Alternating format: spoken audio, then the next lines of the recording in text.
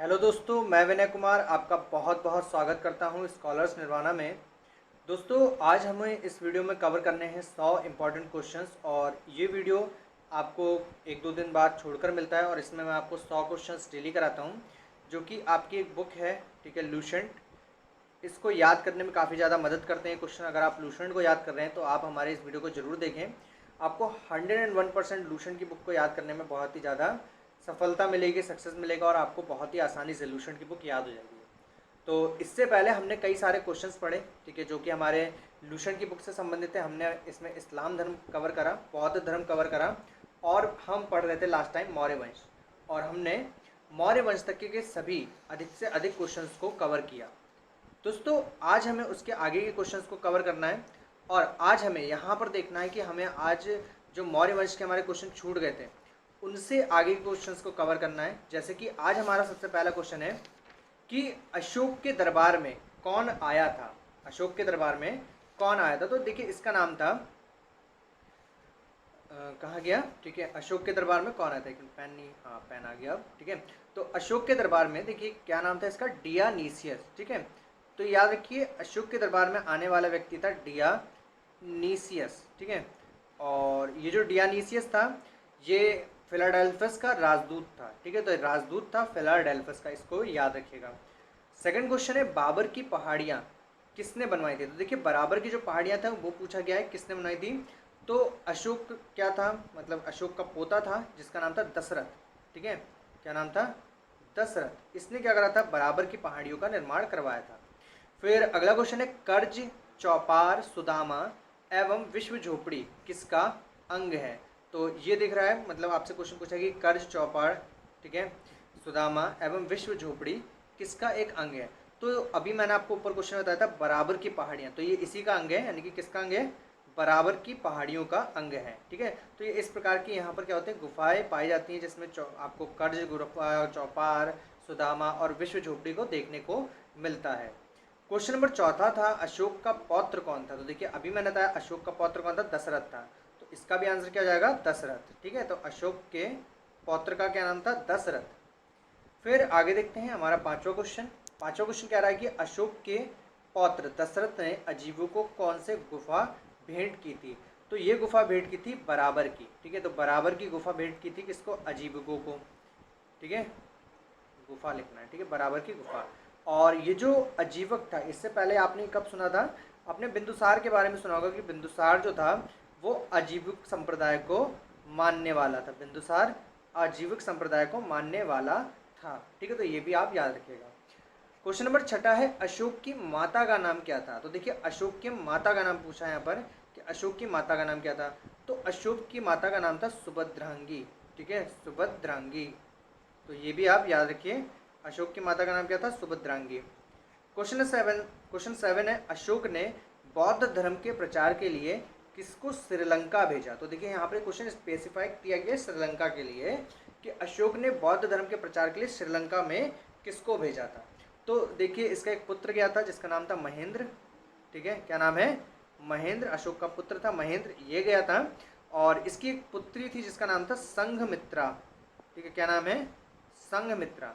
तो ये दो लोग गए थे कहाँ पर? श्रीलंका, जिन्होंने श्रीलंका में बौद्ध धर्म का प्रचार प्रसार किया था। तो यहाँ तक कि आपका क्वेश्चन ये था अब, ठीक है। आठवां क्वेश्चन है हमारा, भारत में शिलालेख का प्रचलन किसने किया? तो भारत में आपने शिलालेख देखे होंगे, तो इसको शुरू करने वाला व्यक्ति भी अशोक था, ठीक है। कौन था? अशोक। जो भी हम शिलालेख देखते हैं वो भारत में अशोक के द्वारा शुरू किए गए थे। क्वेश्चन नंबर 9 है दोस्तों, कह रहा है कि अशोक के शिलालेखों में किस भाषा का उपयोग हुआ है? तो देखिए, 4 प्रकार की भाषा थी जिसमें से पहली भाषा थी ब्राह्मी, ठीक है, याद रखिए, ब्राह्मी थी पहली भाषा। दूसरी थी खरोष्ठी, ठीक है, कौन सी थी? खरोष्ठी। तीसरी थी आपकी ग्रीक, ठीक है, ग्रीक। और फिर चौथी भाषा थी अरमाइक, ठीक है। तो ये 4 प्रकार की भाषा थी जो अशोक के शिलालेखों में प्रयुक्त हुई हैं। क्वेश्चन नंबर 10 है, कह रहा है कि ब्रह्मी लिपि का अभिलेख कहाँ से मिले हैं? तो देखिए, ब्रह्मी लिपि का अभिलेख बताना है। तो देखिए, जब भी अगर आपसे पूछेगा ब्राह्मी लिपि, तो ब्रह्मा जी कहाँ रहते थे? भारत में, ठीक है। तो भारत इसका आंसर हो जाएगा। फिर अगर आपसे पूछता है कि खरोष्ठी लिपि कहाँ से मिली है, तो ये उत्तर पश्चिम पाकिस्तान के इलाके से मिलती है। कहाँ से मिलता है? पाकिस्तान, ठीक है। तो खरोष्टी लिपि कहाँ से आई है? पाकिस्तान से मिली है। फिर उसके बाद लिखा है कि ग्रीक एवं अरामाइक लिपि के जो अभिलेख मिले हैं ये कहाँ से मिले हैं? तो ये मिले हैं अफगानिस्तान, ठीक है, याद रखिए अफगानिस्तान। तो अफगानिस्तान से ये अभिलेख मिले हैं, ठीक है, इसको भी याद रखिएगा।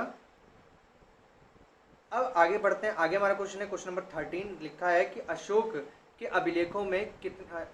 अभिलेखों को कितने भागों में बांटा गया? तो देखिए अशोक के अभिलेख जो थे, ठीक है, इनको मतलब कितने भागों में बांटा गया? तो ये 3 भाग थे, ठीक है। तो ये 3 भाग कौन कौन से थे? एक थे शिलालेख, ठीक है, शिलालेख।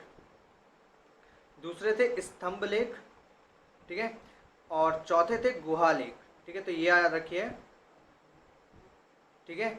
एक शिलालेख हो गया, दूसरा हो गया स्तंभ लेख और तीसरा हो गया आपका गुहालेख। इसके बाद क्वेश्चन नंबर 14 है, कह रहा है कि शिलालेखों की खोज कब और किसने की थी? जो शिलालेख खोजे गए थे, तो देखिए इसकी खोज हुई थी 1750 में, ठीक है। 1750 ईस्वी में शिलालेख खोजे गए और इनको खोजा था, ठीक है, किसने खोजा था? तो यहाँ पर इनका नाम है प्रापेटी फैंथलर, ठीक है। तो ये थे इनके, ठीक है, खोजकर्ता प्रापेटी फैंथलर। फिर अगला क्वेश्चन है शिलालेखों की संख्या कितनी है? तो शिलालेखों की अगर संख्या की बात करें तो शिलालेखों की संख्या है 14। अगला क्वेश्चन है अशोक का अभिलेख सर्वप्रथम किसने पढ़ा था? तो देखिए 1837 में इसको पढ़ा गया था और व्यक्ति का नाम था जेम्स प्रिंसेप, ठीक है। क्या नाम था? James Prinsep. इनके द्वारा अशोक के अभिलेख को सर्वप्रथम पढ़ा गया था। फिर देखिए आगे क्वेश्चन हमारा कह रहा है कि स्तंभ लेख कौन सी लिपि में लिखे गए थे? तो देखिए जो भी स्तंभ लेख थे वो ब्राह्मी लिपि में लिखे गए। किस लिपि में? ब्राह्मी लिपि में। सबसे पहले वाली लिपि, ठीक है, जो भारत से मिली है, तो ब्राह्मी लिपि में लिखे गए थे। फिर इसके बाद हमारा 18वां क्वेश्चन है, लिखा है, कह रहा है कि प्रयाग स्तंभ लेख पहले कहाँ पर स्थित था? तो देखिए प्रयाग स्तंभ लेख की बात पूछ रहा है, तो ये आपका कौशाम्बी नगर में था, ठीक है। कहाँ पर था? कौशाम्बी नगर, ठीक है। तो याद रखिए कौशाम्बी नगर में था। फिर इसके बाद अगला क्वेश्चन है प्रयाग स्तंभ लेख कौन इलाहाबाद लाया था? तो देखिए इलाहाबाद लाने का काम करा था अकबर ने। किसने किया है? अकबर ने ये मतलब स्तंभ लेख उठवाया और कहाँ पर लेके आए थे? कौशाम्बी से इलाहाबाद में लेके आ गए थे। तो ये भी आप याद रखिएगा। फिर आगे बढ़ते हैं, अगले हमारे क्वेश्चन है, ठीक है, इंपॉर्टेंट क्वेश्चन है आगे भी। लिखा है कि दिल्ली टोपरा स्तंभ लेख कौन टोपरा से दिल्ली लेके आ गया था? तो ये थे फिरोज शाह तुगलक, ठीक है। क्या नाम है? फिरोज शाह तुगलक, ठीक है। तो फिरोज शाह तुगलक लेके आया था। और आगे देखते हैं अगला क्वेश्चन हमारा, क्वेश्चन नंबर 21 है, कह रहा है कि प्रारंभ में दिल्ली टोपरा कहाँ स्थित था? तो ये आपका देखिए दिल्ली टोपरा है तो कहाँ पर होगा? आप खुद बता दिए कि जो प्रारंभ में दिल्ली टोपरा लेक कहाँ पर स्थित होगा? तो सीधी टोपरा में स्थित होगा। बाद में से दिल्ली लेके गए तो दिल्ली हो गया, दिल्ली, ठीक है, टोपरा। मेरठ में कौन सा स्तंभ लेख स्थित है? तो मेरठ में कौन सा स्तंभ लेख स्थित है? तो मेरठ, ठीक है, दिल्ली मेरठ, अच्छा दिल्ली लिखना बोलिए, एक मिनट, यहाँ दिल्ली आएगा पहले, ठीक है। तो दिल्ली मेरठ स्तंभ लेख, ठीक है। तो याद रखिए दिल्ली मेरठ स्तंभ लेख, ठीक है। तो ये कहाँ पर था? ये आपका मेरठ से मिला है। और क्वेश्चन नंबर 23 से कह रहा है कि मेरठ दिल्ली स्तंभ लेख कौन दिल्ली लाया था? तो देखिए दिल्ली मेरठ की बात पूछ रहा हूँ, ये कौन लेके आया था? तो इसको भी फिरोज शाह तुगलक के द्वारा लाया गया था। फिरोज शाह तुगलक के द्वारा लाया गया था, ठीक है। तो ये था हमारा क्वेश्चन का आंसर। क्वेश्चन नंबर 24 से कह रहा है कि चंपारण बिहार में कौन सा लेख स्थापित है? तो चंपारण बिहार में कौन सा अभिलेख स्थापित है? तो इसका नाम है रामपुरवा, ठीक है, रामपुरवा, ठीक है। इस अभिलेख या जो था स्तंभ लेख, ठीक है, अभिलेख स्थापित है, ठीक है। तो ये स्तंभ लेख कहाँ पर है? रामपुरवा में है, बिहार में पड़ता है। रामपुरवा स्तंभ लेख की खोज कब की गई थी? तो देखिए ये की गई थी 1872 में। कब की गई थी? 1872 ईस्वी में रामपुरवा स्तंभ लेख की खोज की गई थी।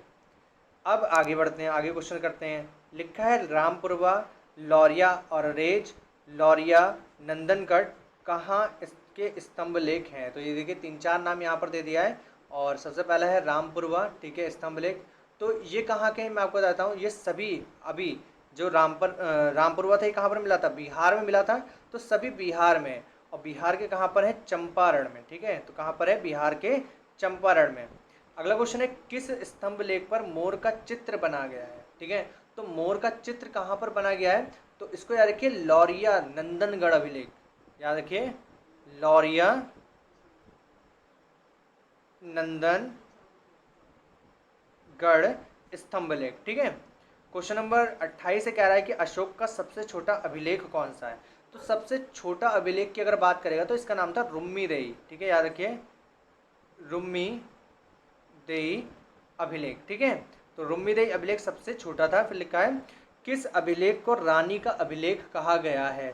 तो देखिए रानी का अभिलेख किसको कहा गया है? कौशाम्बी अभिलेख को, ठीक है, याद रखिए कौशाम्बी अभिलेख को, ठीक है। तो इसको रानी का अभिलेख भी कहते हैं। अब बढ़ते हैं आगे की ओर और आगे क्वेश्चन देखते हैं हम। जैसे कि लिखा हुआ है यहाँ पर कि 30वां क्वेश्चन क्या रहा है कि अशोक का कौन सा अभिलेख सबसे लंबा है? तो यहाँ पर सबसे लंबा पूछ रहा है तो इसको याद रखिए 7वां, ठीक है, जो 7वां अभिलेख है वो सबसे ज़्यादा ही लंबा है।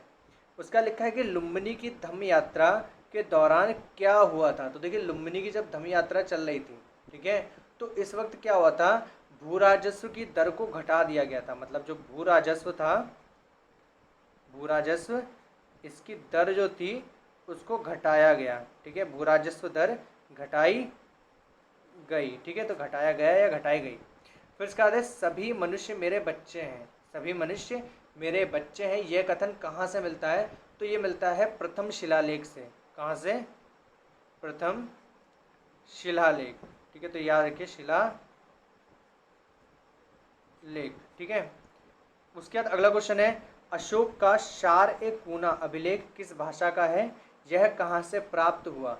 तो शार ए कूना की बात कर रहा है तो ये मिला था आपका अफगानिस्तान से। कहाँ से मिला था? अफगानिस्तान, और अफगानिस्तान से, और ये कहाँ से मिला था? कंधार, ठीक है, तो अफगानिस्तान में कंधार जो पड़ता है यहाँ से मिला था कौन सा? शार ए कूना अभिलेख, ठीक है।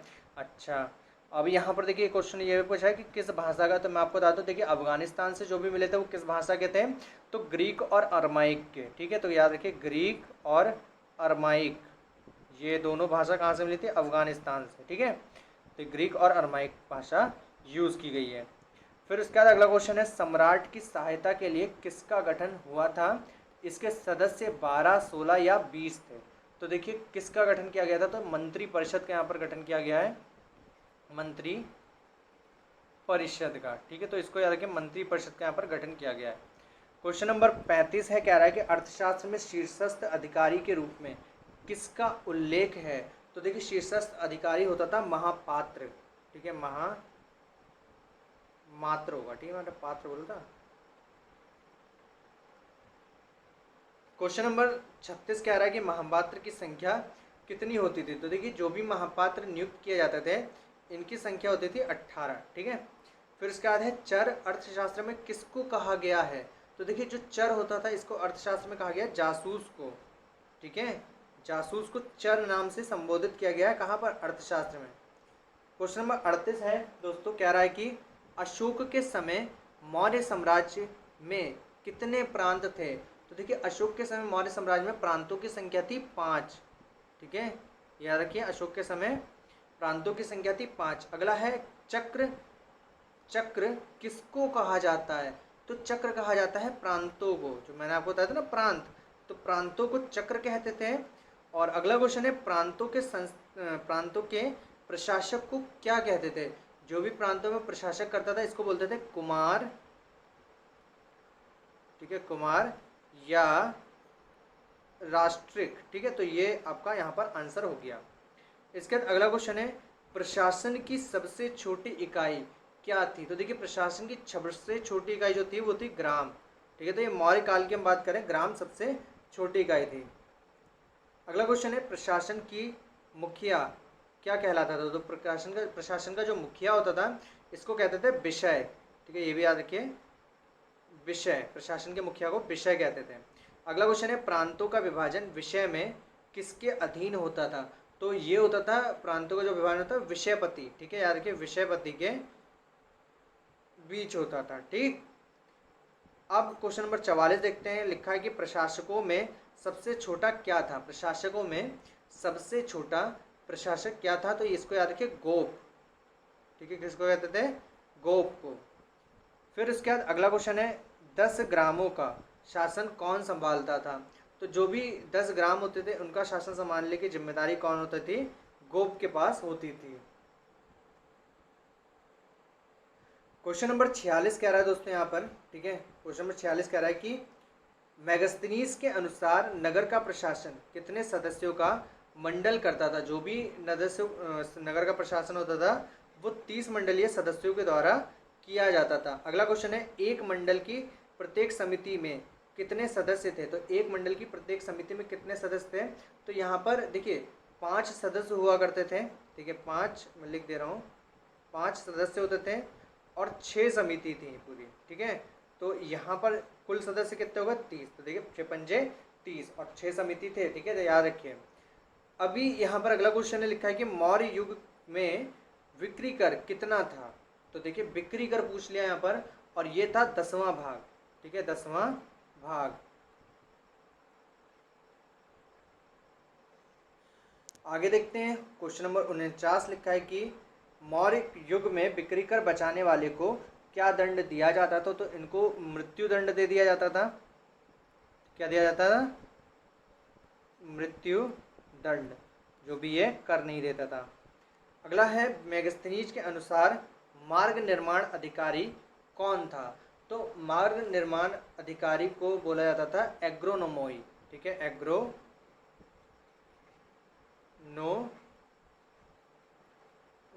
ठीक है, ये मार्ग निर्माण अधिकारी थे।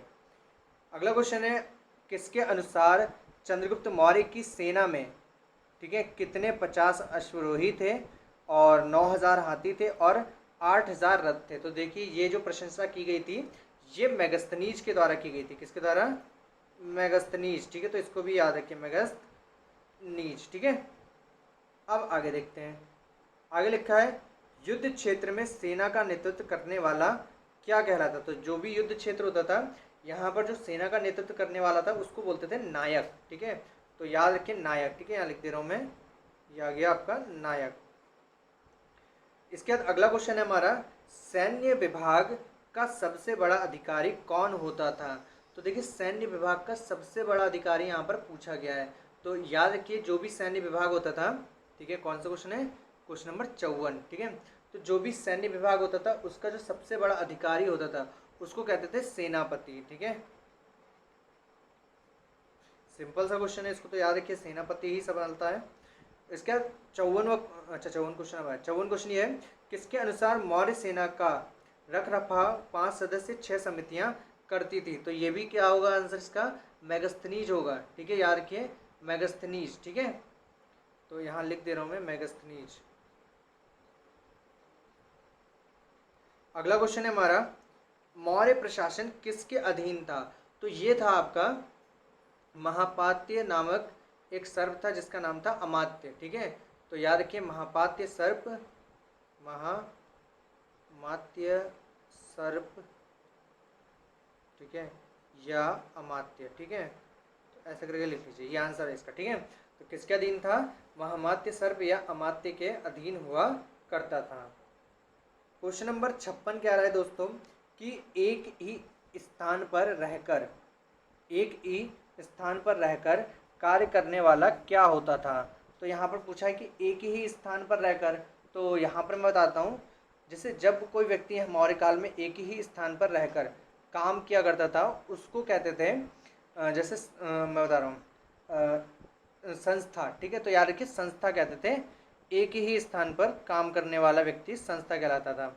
और जो भ्रमण करता था, यहाँ पर जैसे क्वेश्चन कह रहा है कि भ्रमण करके कार्य करने वाला गुप्तचर क्या कहलाता था? तो देखिए भ्रमण करके जो काम करता था, ठीक है, इसको कहते थे, मतलब ये एक स्थान से दूसरे स्थान पर भ्रमण करता था, इसको कहते थे संचार, ठीक है, तो संचार होता नहीं है, वही संचार, याद रखिए। फिर इसके बाद अगला क्वेश्चन है अशोक के समय जनपदीय न्यायालयों के न्यायाधीशों को क्या कहा जाता था? तो अशोक के समय जो जनपदीय न्यायालय थे उनके न्यायाधीश को कहते थे राजुक, ठीक है। फिर उसके बाद है सीता भूमि किस प्रकार की भूमि होती है? तो सीता भूमि ऐसी भूमि होती थी जो सरकारी भूमि होती थी, ठीक है। कैसी भूमि? सरकारी भूमि को सीता भूमि कहा गया है। आगे क्वेश्चन देखते हैं। अगला क्वेश्चन हमारा 60 नंबर का लिखा है कि बिना वर्षा के अच्छी खेती वाली भूमि होती थी। तो देखिए बिना वर्षा के अच्छी खेती वाली भूमि को बोलते थे अदेव अदेव मात्रक, ठीक है। तो इस तरीके से इसको लिखा जाएगा अदेव मात्रक। अगला क्वेश्चन है मैगस्थनीज ने भारत को कितने भागों में बांटा था? तो देखिए मैगस्थनीज के बारे में बात करेंगे तो इसने भारत को 7 भागों में बांटा था। और ये 7 भाग में यहाँ लिख नहीं पाऊंगा, मैं सिर्फ ऐसे ही बोल रहा हूँ। पहला भाग दार्शनिक का था, दूसरा था किसानों का, तीसरा अहेर का था, चौथा कारीगर का, फिर पांचवा सैनिकों का था, छठा निरीक्षक का था, और सातवां जो था वो सभासद का था, ठीक है, सभासद, इस तरीके से। उसके बाद है मौर्य काल में जल सेना की व्यवस्था कौन करता था? तो देखिए जल सेना की व्यवस्था करती थी प्रथम समिति, ठीक है, प्रथम सैन्य समिति। तो सैन्य के लिए सेना लगा देना, बाकी आपकी अलग आएगी, ठीक है। वो प्रशासनिक समिति अलग थी 7 और सैन्य समिति यहाँ पर अलग होंगी। तो यहाँ पर हम बात कर रहे हैं जल सेना की, तो यहाँ पर प्रथम सैन्य समिति हो जाएगा। सेकंड क्वेश्चन है यहाँ लिखा है कि मौर्य काल में स्वतंत्र वेश्यावृत्ति को अपनाने वाली महिला को क्या कहते थे? तो देखिए जो भी स्वतंत्र वेश्यावृत्ति अपनाते थे इसको बोलते थे रूपा जीवी, ठीक है, रूपा जीवी। क्वेश्चन नंबर 64 कह रहा है कि मौर्य काल में यातायात एवं रसद की व्यवस्था का कार्य कौन करता था? तो देखिए यातायात और रसद की व्यवस्था की बात करें तो द्वितीय सैन्य समिति करती थी, द्वितीय सैन्य समिति, ठीक है। तो इसको भी आप लिख लीजिएगा क्वेश्चन में। उसके बाद अगला क्वेश्चन है मौर्य काल में पैदल सैनिकों की देखरेख का कार्य कौन करता था? तो ये करती थी तीसरी समिति, ठीक है, तीसरी समिति करती थी। क्वेश्चन नंबर 66 है मौर्य काल में अश्वरोही सेना की देखरेख कौन करता था? तो ये करता था चौथी सैन्य समिति, ठीक है। तो इसी प्रकार की समितियां थी, और ये कितनी समितियां थी? 6 समितियां थी।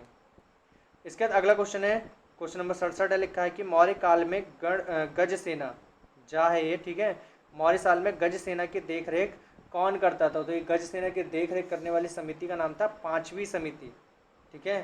तो पांचवी समिति ये करती थी। क्वेश्चन नंबर अगला है कह रहा है कि मौर्य काल में रथ सेना की देखरेख कौन सी समिति करती थी? तो रथ सेना की बात कर रहे हैं तो ये भी आपकी पांचवी समिति है, ठीक है। कौन है? पांचवी समिति, ठीक है। अगला क्वेश्चन है नंद वंश का विनाश हेतु चंद्रगुप्त मौर्य ने किसकी सहायता ली थी? तो ये जो सहायता ली थी, ठीक है, तो आपको यहाँ पर ध्यान रखना है कि आपको भूल कर भी आंसर में चाणक्य नहीं लगा देना है, ठीक है। तो यहाँ पर हम नंद वंश की बात कर रहे हैं, ठीक है। नंद वंश की बात करेंगे तो नंद वंश को विनाश के लिए उसने किसकी सहायता ली थी? तो मैं बता रहा हूँ आपको, कश्मीर का राजा हुआ करता था उस वक्त परवर्तक, ठीक है, याद रखिए, कश्मीर का राजा परवर्तक, इसकी सहायता चंद्रगुप्त मौर्य ने ली थी, ठीक है। फिर आगे क्वेश्चन हमारे पास मौर्य शासन कब तक चला था? मौर्य शासन कब तक चला था? तो ये चला था आपका 137 वर्ष तक, ठीक है, बहुत लंबा चल गया, 137 वर्ष तक। अगला क्वेश्चन है मौर्य वंश का अंतिम शासक कौन था? तो मौर्य वंश का अगर हम अंतिम शासक की बात करें तो आपने यहाँ पर नाम सुना होगा, जो मगध का पहला राजा था वही मौर्य वंश का अंतिम शासक था, यानी कि बृहद्रथ। हालांकि ये व्यक्ति एक नहीं है, अलग अलग व्यक्ति हैं, पर नाम जरूर एक जैसा है। अब यहाँ पर लिखा है कि बृहद्रथ की हत्या किसने की थी? तो बृहद्रथ की हत्या की थी पुष्यमित्र शुंग ने, ठीक है, पुष्यमित्र शुंग ने, ठीक है। फिर इसके बाद अगला क्वेश्चन है मगध पर शुंग वंश की नींव किसने डाली थी? तो इसका भी आंसर सेम हो जाएगा आपका, पुष्यमित्र शुंग, ठीक है। तो मगध पर शुंग वंश की नींव डालने का मतलब काम किसने किया है? तो पुष्यमित्र शुंग के द्वारा किया गया है। क्वेश्चन नंबर 74 कह रहा है कि सम्राट अशोक द्वारा भूराजस्व की दर घटा देने की मांग किसमें की गई है? यहाँ पर क्या करा है, सम्राट अशोक ने भूराजस्व की जो मांग है उसको क्या कर दिया है? कम कर दिया है। तो देखिए भूराजस्व की जो मांग थी इसको कम किया उसने रुम्मीदई अभिलेख में, ठीक है, रुम्मीदई अभिलेख में। उसके बाद क्वेश्चन नंबर 75 है, उद्योग एवं शिल्प का कार्य निरीक्षण करती थी प्रथम प्रशासनिक समिति। यहाँ पर देखिए वो सैन्य समिति थी और ये प्रशासनिक समिति है, ठीक है, ये है, ठीक है। फिर इसका लिखा है मौर्य काल में विदेशियों की देखरेख कौन करता था। तो मौर्य काल में विदेशियों की देखरेख का जिम्मा था द्वितीय प्रशासनिक समिति पे, ठीक है। तो यहाँ पर कौन सी समिति आ जाएगी, दूसरी समिति। फिर इसका लिखा है, अगला क्वेश्चन है जन्म मरण का विवरण कौन सी समिति रखती थी। तो ये तीसरी प्रशासनिक समिति रखती थी। आगे क्वेश्चन लिखा है कि मौर्य काल में व्यापार एवं वाणिज्य की देखभाल कौन करता था। तो व्यापार और वाणिज्य की बात करता है, तो यहाँ आएगा आपका चौथी प्रशासनिक समिति। फिर इसके बाद है मौर्य काल में बिक्री कर वसूल करना किस समिति का कार्य था। तो ये था आपका पांचवी प्रशासनिक समिति। क्वेश्चन नंबर 80 कह रहा है कि मौर्य काल की कौन सी समिति निर्मित वस्तुओं का निरीक्षण करती थी। तो ये थी आपकी पांचवी समिति जो निर्मित वस्तुओं का निरीक्षण किया करती थी। क्वेश्चन नंबर 81 है दोस्तों, पुष्यमित्र शुंग किस जाति का था। पुष्यमित्र शुंग किस जाति का था। तो देखिए ये जो पुष्यमित्र सिंह की जाति है, ठीक है, तो याद रखिए पुष्यमित्र सिंह ब्राह्मण जाति का था, ब्राह्मण, ठीक है। अगला है शुंग वंश, शुंग शासकों की राजधानी क्या थी। तो शुंग शासकों ने अपनी राजधानी विदिशा को बनाया। किसको बनाया, विदिशा, ठीक है। कहीं कहीं पे वैशाली भी लिख के आता है। फिर है मेनांडर कौन था। तो देखिए मेनांडर एक इंडो यूनानी शासक था। कौन था, इंडो यूनानी शासक, ठीक है। और इसके बाद 84वां क्वेश्चन कह रहा है कि मेनांडर को किसने पराजित किया था। तो देखिए मेनांडर को पराजित करने का काम क्या था, पुष्यमित्र शुंग ने। किसने, पुष्यमित्र शुंग ने, ठीक है। अब आगे देखिए लिखा है पुष्यमित्र शुंग ने कितनी बार अश्वमेध यज्ञ किए।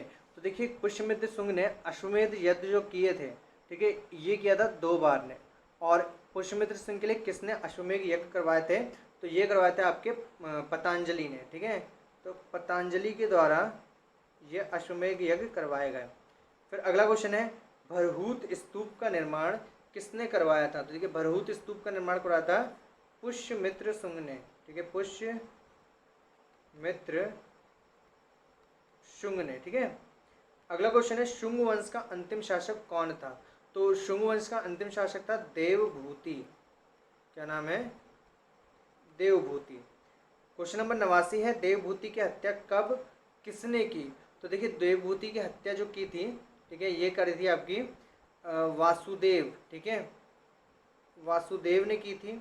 और इस हत्या को किया गया था 73 वर्ष की आयु में, ठीक है, 73 वर्ष की आयु में इसकी हत्या कर दी थी। अच्छा, तो यहाँ पर क्या होता है, जो देवभूति की हत्या की किसने, वासुदेव ने। और यहीं से एक नया वंश स्टार्ट हो जाता है, कर्ण वंश। कौन सा वंश, कर्ण वंश, ठीक है। तो यहाँ पर आगे क्वेश्चन लिखा है कि मगध के गद्दी पर कर्ण वंश की नींव कब पड़ी थी।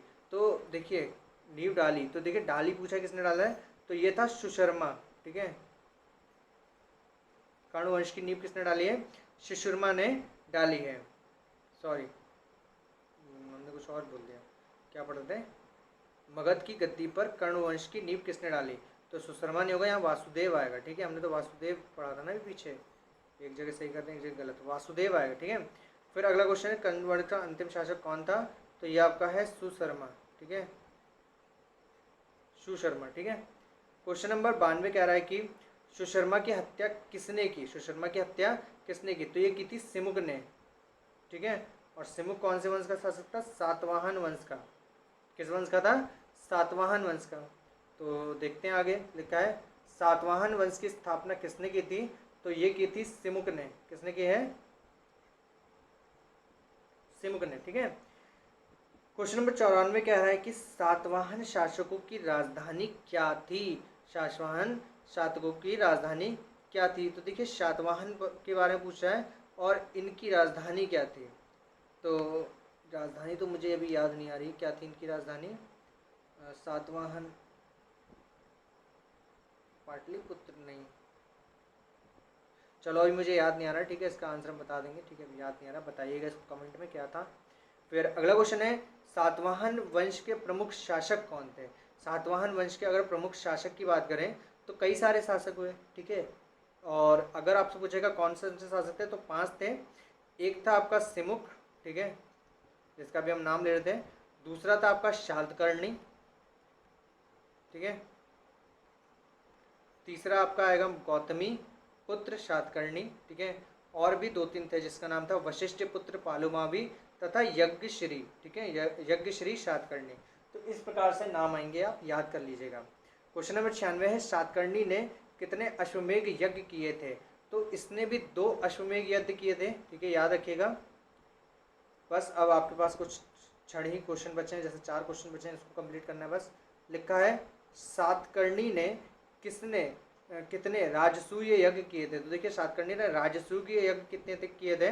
तो देखिए यहाँ पर इसने जो राजसूय यज्ञ किया है वो एक राजसूय यज्ञ किया है। दशरथ जो दसराग युद्ध है वो, सॉरी क्या कह रहे हैं, अश्वमेघ यज्ञ था, वो इसने नहीं किया, इसने क्या है राजसूय युग। उसके बाद है 98 क्वेश्चन, सातवाहन शासकों के समय प्रसिद्ध साहित्यकार कौन थे। तो देखिए सातवाहन शासकों के समय प्रसिद्ध साहित्यकार थे, इनका नाम था हाल एवं गुणाढ़ाय, ठीक है, ये थे। फिर इसका अगला क्वेश्चन है 99, कह रहा है सातवाहन शासकों की मुद्राएं किस धातु की थीं। तो देखिए ये थी आपकी चांदी की, तांबे की, शीशे की, पोटीन की, कांसे की, ठीक है। तो इतनी सारी धातुएं लिखा दी। तो मैंने तो आपको यहाँ पर 5 बताई, तो 5 प्रकार की धातुएं, इसको आप याद रखिए, ठीक है, चांदी, तांबा, शीशा, पोटीन और कांसा। फिर उसके बाद हमारा 100वां और आज का आखिरी क्वेश्चन है, कह रहा है कि सातवाहन शासकों की भाषा कैसी थी। तो इनकी भाषा तो देखिए कैसी थी, प्राकृतिक थी, ठीक है। सातवाहन शासकों की जो भाषा थी वो प्राकृतिक थी, और इनकी जो लिपि थी उसका नाम है ब्राह्मी, ठीक है। लिपि कौन सी है, ब्राह्मी। तो ये भी याद रखिएगा। ये थे हमारे आज के, ठीक है, 100 इंपॉर्टेंट क्वेश्चंस जो कि आपके इल्यूशन की बुक से रिलेटेड थे। तो आज ये वीडियो यहीं पर ख़त्म होता है, आपको अब मिलेंगे नेक्स्ट वीडियो में, ठीक है। और तब तक के लिए आप इसको क्या करना है, लाइक करना, ठीक है। जो वीडियो मैंने बनाई है इसको आपको क्या करना है, लाइक करना है, ठीक है। लाइक करने के बाद आपको क्या करना है, बेल आइकन दबाना है, बेल आइकन दबा दीजिए, सब्सक्राइब कर लीजिए चैनल को, ठीक है, और कमेंट कीजिए। आज के लिए यहीं पर रुकते हैं, कल मिलते हैं आपको नए क्वेश्चन के साथ, तब तक के लिए धन्यवाद।